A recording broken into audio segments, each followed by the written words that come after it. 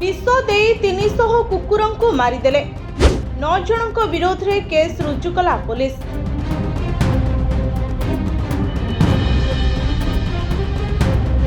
कर्मी माने अभियोग करथिले सरपंच एवं ग्राम पंचायत सेक्रेटरी कुकुर मानकु विष दे हत्या करबा पई 2 जण लोकंकु नियुक्ति देथिले एवं परे समानंक मृत शरीर ग्राम उपखंड रे फिंगी देथिले।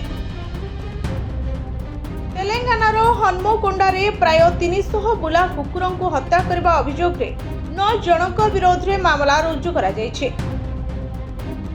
जनवरी 9 तारिख रे दायर करा जायतिबा एक अभियोग रे पशु कल्याण कर्मी आदुलपुरम गौतम एवं फरजाना बेगम अभियोग करिसंती जनवरी 6 तारिख रु 3 दिन मध्यरे श्यामपेट एवं आरेपाली गाँव रे 300 बुला कुकुरंकु हत्या करा जायछि। कर्मी माने अभियोग करथिले सरपंच एवं ग्राम पंचायत सेक्रेटरी कुकुर मानकु विष दे हत्या करबा पई 2 जण लोकंकु नियुक्ति देथिले एवं परे समानंक मृत शरीर ग्राम उपखंड रे फिंगी देथिले।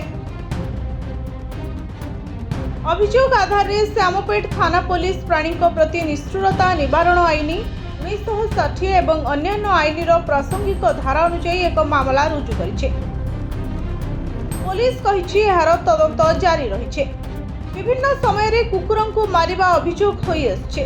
किछि खळ प्रकृतिर लोक कुकुर मानकु तेलंगाना रे मारिथिबा मध्य आगुरु नजर आछे। एहाकु नै पशु कल्याण कर्मी माने सक्रिय होई पड़िछते। केउठी किछि अभियोग आसिले तुरंत थाना रे एतला मध्य दिया जाउछे। ब्यूरो रिपोर्ट जनता टीवी।